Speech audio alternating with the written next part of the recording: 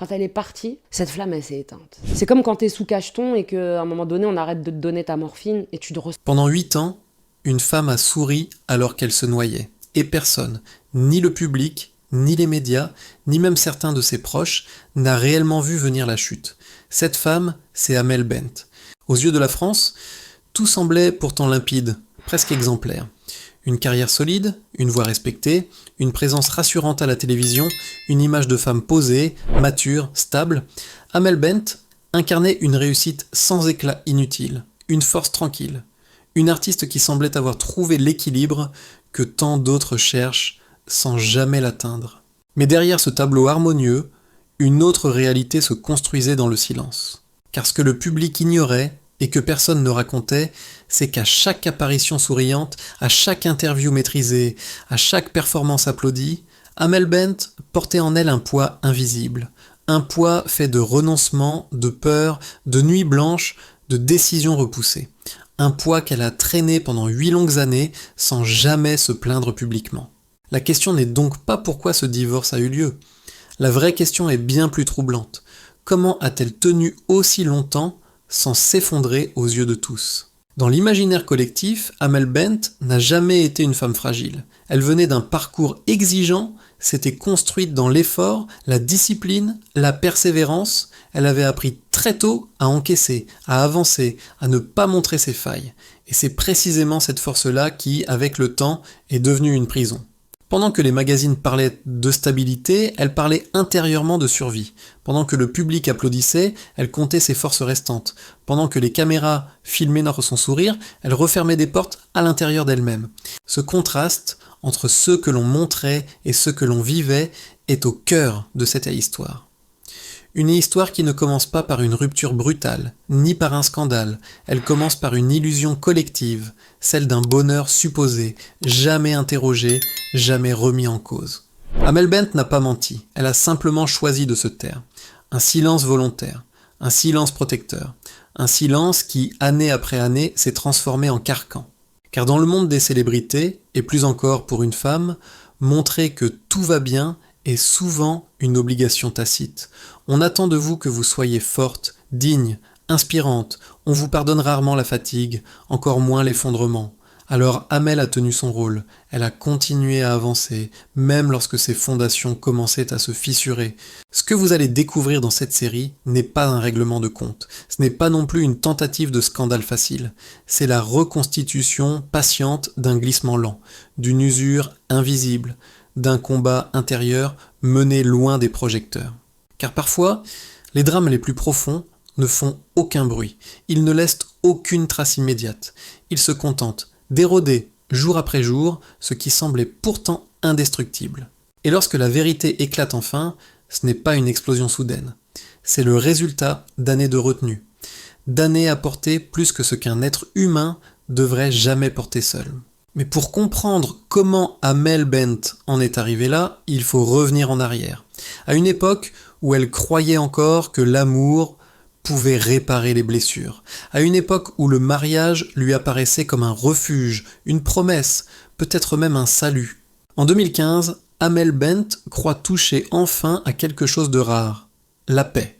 Après des années de pression médiatique, d'exigences artistiques et de doutes intimes, elle se marie. Un mariage discret, sans tapage, loin des clichés people. Aux yeux du public, c'est l'histoire rassurante d'une femme qui a trouvé l'équilibre.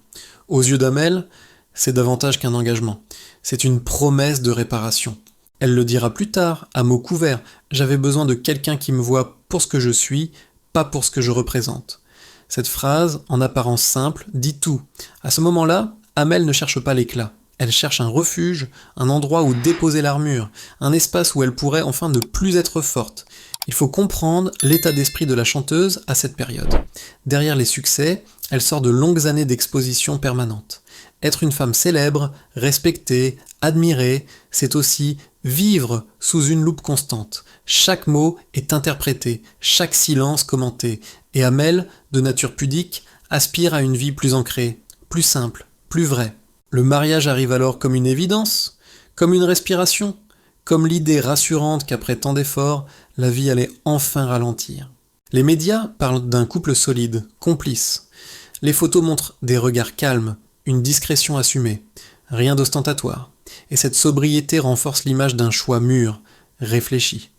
Beaucoup se disent « elle a raison, elle protège son bonheur ». Mais dans l'intimité, les premiers ajustements sont plus complexes qu'il n'y paraît. Amel Bent est une femme indépendante, forgée par le travail et la discipline. Elle a appris à décider seule, à avancer coûte que coûte. Son quotidien est structuré par des exigences professionnelles élevées, des déplacements fréquents, une pression constante. La vie conjugale, elle, impose un autre rythme, d'autres compromis, d'autres renoncements. Très vite, certains proches notent une tension diffuse, rien de spectaculaire, rien de visible, mais une dissonance silencieuse entre deux façons de vivre, deux rapports au monde, deux manières d'affronter les difficultés. Amel, elle, minimise. Comme souvent, elle se dit que c'est normal, que tout couple traverse une période d'adaptation, que l'amour, le vrai, se construit dans l'effort. Et surtout, elle veut y croire, car ce mariage représente bien plus qu'une union sentimentale. Il incarne l'espoir d'un nouveau départ, celui d'une femme qui a longtemps porté trop de responsabilités et qui aspire enfin à partager le poids. Mais parfois, ce que l'on appelle refuge devient progressivement un lieu de tension. Non par manque d'amour, mais parce que les attentes sont trop grandes. Ce que peu de gens savent, c'est que dès les premiers mois, Amel commence à sentir que l'apaisement tant espéré n'est pas au rendez-vous. Elle ne parle pas de conflits ouverts, encore moins de crises. Elle parle d'un malaise diffus, d'une fatigue qui ne disparaît pas, d'un sentiment étrange, celui de devoir rester solide, même à la maison.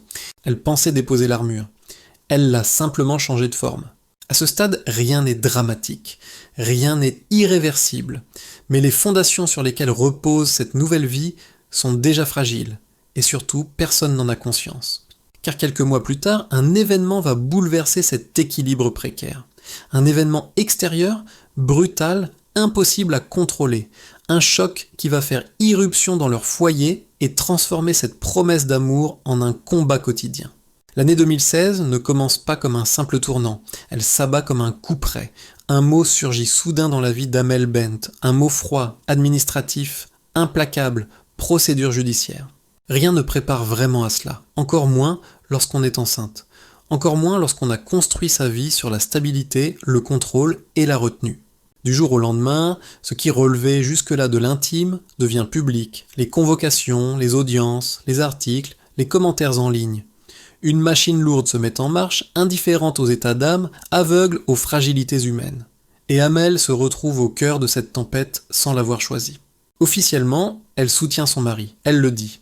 Elle l'assume, et elle le pense sincèrement. Mais derrière cette posture digne se cache une réalité bien plus violente, la peur. Peur pour l'avenir, peur pour l'enfant à naître, peur de l'exposition médiatique, peur de voir sa vie privée disséquée, commentée, jugée. Pour la première fois, Amel comprend que son couple ne lui appartient plus totalement, qu'il est désormais observé, interprété, parfois déformé. Et cette perte de contrôle est un choc immense pour une femme qui a toujours tenu les rênes de sa trajectoire. C'est à ce moment précis que naît ce que certains proches appelleront plus tard les deux vies d'Amel Bent. La première est visible, publique. Elle continue de chanter, de sourire, de répondre aux interviews. Elle apparaît calme, posée, professionnelle. Elle rassure tout le monde. La seconde est invisible, c'est celle des nuits hachées, des pensées obsédantes, des silences lourds, des décisions à prendre seul. Car dans ces moments-là, même entouré, on est profondément seul. Être enceinte dans un climat d'incertitude judiciaire n'est pas une épreuve anodine. Le corps encaisse, mais l'esprit vacille. Amel tente de protéger ce qui grandit en elle, tout en absorbant une pression que rien n'atténue. Elle se tait, encore, par réflexe, par pudeur, par nécessité. Les critiques surgissent sur les réseaux sociaux. Certaines sont violentes, d'autres insinuantes. On lui demande de se justifier, de choisir un camp, de s'expliquer. Comme si l'on pouvait réduire une situation aussi complexe à une phrase ou à un slogan. Mais Amel refuse le bruit, elle refuse la polémique. Elle choisit le silence comme on choisit un abri. Ce silence pourtant a un prix, car à mesure que les procédures s'enchaînent, la vie quotidienne se transforme en parcours d'obstacles. Les contraintes s'accumulent. les projets se compliquent, les décisions se prennent dans l'urgence, et toujours cette impression d'être le pilier qui ne doit pas céder. Elle travaille plus, elle se montre plus forte, elle contrôle davantage. Et paradoxalement, plus elle donne l'image d'une femme solide, plus elle s'épuise. Des proches raconteront plus tard une Amel tendue, amaigrie, moins spontanée, pas effondrée, jamais, mais en état d'alerte permanent, comme si chaque jour était une bataille à gagner pour maintenir l'équilibre. C'est là que le cauchemar devient silencieux. Pas de cris, pas de scandale, juste une lente érosion. Car aucune histoire d'amour, aussi sincère soit-elle, n'est conçue pour supporter indéfiniment une pression judiciaire, médiatique et émotionnelle aussi lourde. Et pourtant, Amel tient. Elle tient pour son enfant, elle tient pour son couple, elle tient pour l'image qu'elle croit devoir préserver. Sans le savoir, elle vient d'entrer dans une période qui durera des années. Des années où l'on survit plus qu'on ne vit. Des années où l'on repousse l'inévitable en espérant que le temps arrangera ce que l'on n'ose pas affronter. Avec le temps, quelque chose s'installe dans la vie d'Amel Bent. Ce n'est pas une crise soudaine, ce n'est pas un drame visible, c'est une fatigue qui ne disparaît jamais. Les années passent et la situation judiciaire ne se résout pas. Elle s'étire, s'alourdit, impose son rythme à toute la famille. Chaque nouvelle audience, chaque décision, chaque contrainte devient une pierre de plus sur les épaules d'Amel. Et sans qu'elle s'en rende vraiment compte, un déséquilibre profond s'installe dans le couple. Peu à peu, Amel devient le pilier de tout, le pilier émotionnel, le pilier financier, le pilier logistique. C'est elle qui rassure. C'est elle qui anticipe, c'est elle qui amortit les chocs. Dans l'intimité, elle ne s'autorise plus à craquer. Elle se convainc qu'elle n'a pas le droit de flancher, parce qu'il y a les enfants, parce qu'il y a le couple, parce qu'il y a cette idée obsédante. Si elle lâche, tout s'effondre. Alors elle tient, mais tenir à un coup. Ce coup, ce sont des émotions mises de côté, des colères avalées, des peurs étouffées. Amel développe une capacité presque mécanique à compartimenter sa vie. Un tiroir pour la scène, un tiroir pour les plateaux télé, un tiroir pour la famille, et surtout, un tiroir pour sa douleur. Sauf que ces tiroirs ne se vident jamais, ils s'accumulent. Des proches décrivent une femme qui fonctionne mais qui ne vit plus vraiment, une femme toujours en mouvement mais intérieurement figée, elle sourit mais son regard change, elle parle mais avec moins de spontanéité, elle rit mais plus rarement, comme si le rire demandait désormais un effort. Même son corps commence à envoyer des signaux. La fatigue s'installe. Le stress marque les traits. L'énergie n'est plus la même. Pourtant, extérieurement, rien ne semble alarmant. Amel continue de travailler, d'enregistrer, de monter sur scène. Certains de ses plus grands succès naissent d'ailleurs pendant cette période. Et c'est là tout le paradoxe. Plus sa vie personnelle se fissure, plus son niveau d'exigence artistique augmente, comme si la création devenait le seul endroit où elle pouvait encore respirer. Mais cette performance permanente est épuisante, car créer dans la douleur, année après année, n'est pas sans conséquence. À la maison, les tensions s'installent, pas forcément sous forme d'explosion, plutôt comme une érosion lente, des incompréhensions, des reproches implicites, une communication qui se fragilise. Amel a souvent le sentiment d'être responsable de tout, même de ce qui ne dépend pas d'elle. La culpabilité devient omniprésente. Culpabilité de ne pas pouvoir arranger la situation. Culpabilité de penser parfois à partir. Culpabilité de se demander si elle a fait les bons choix. Et pourtant, elle reste. Parce qu'on ne quitte pas facilement une histoire dans laquelle on a tant investi. Parce qu'on ne part pas quand on espère encore, parce qu'on se convainc que demain ira mieux. Mais les années passent, et l'épuisement devient structurel. Amel ne parle plus vraiment de bonheur, elle parle de résistance, de gestion, de nécessité. Sa vie ressemble de plus en plus à un équilibre précaire maintenu à bout de bras. Un proche confiera plus tard. Elle avait l'impression d'être le moteur qui ne devait jamais tomber en panne. Mais même les moteurs les plus solides finissent par surchauffer. Et sans s'en rendre compte, Amel s'éloigne d'elle-même, de ses besoins, de ses limites. Elle se définit uniquement par ce qu'elle donne aux autres, jusqu'au jour où son corps, son esprit, son cœur commencent à dire « stop ». Pas brutalement, pas encore, mais quelque chose est en train de se fissurer irrémédiablement. Et bientôt, une période charnière va transformer cette fatigue silencieuse en un face-à-face impossible à éviter. Il arrive un moment où tenir n'est plus une preuve de courage, mais une forme de disparition. Pour Amel Bent, ce moment s'approche sans fracas, sans annonce. Il s'installe, insidieux, au fil des mois, puis des années. Et soudain, tout ce qui paraissait supportable devient insupportable. À partir de 2021, selon plusieurs proches, quelque chose change de nature. La fatigue accumulée ne se contente plus d'épuiser, elle transforme. Les discussions deviennent plus tendues, non pas violentes physiquement, mais psychologiquement lourdes. Chaque mot pèse, chaque silence accuse, chaque désaccord se mue en tempête. Il y a ces nuits sans sommeil, où l'on parle jusqu'à l'aube, où l'on pleure, où l'on se reproche tout ce qui n'a jamais été dit. Et puis il y a l'inverse, des semaines entières de mutisme, de distance, comme si le silence était devenu la seule façon de ne pas se faire mal. Deux êtres qui s'aiment encore, mais qui ne se comprennent plus. Amel commence à réaliser une vérité dérangeante. Elle n'est plus heureuse depuis longtemps, pas simplement fatiguée, pas seulement stressée, malheureuse. Son corps le lui dit. Son regard le trahit, sa voix se charge d'une gravité nouvelle. Même son travail, autrefois refuge, devient plus difficile à porter. Elle continue, bien sûr. Elle a toujours continué.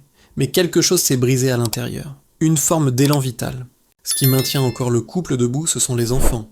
Amel Bent est une mère profondément investie. Elle a toujours voulu protéger ses filles du tumulte, leur offrir une enfance aussi stable que possible. Pendant longtemps, elle se convainc que rester est un sacrifice nécessaire, qu'endurer vaut mieux que bouleverser, qu'un foyer imparfait était préférable à une rupture. Mais à mesure que les tensions s'installent dans la maison, une autre question émerge, plus douloureuse encore. Quel modèle transmet-elle à ses enfants ? Celui d'une mère épuisée ? D'un amour qui fait mal ? D'une normalité construite sur la contrainte ?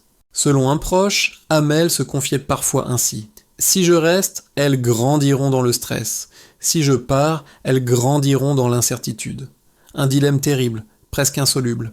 Et puis vient ce moment que beaucoup décrivent comme la goutte d'eau, la condamnation judiciaire.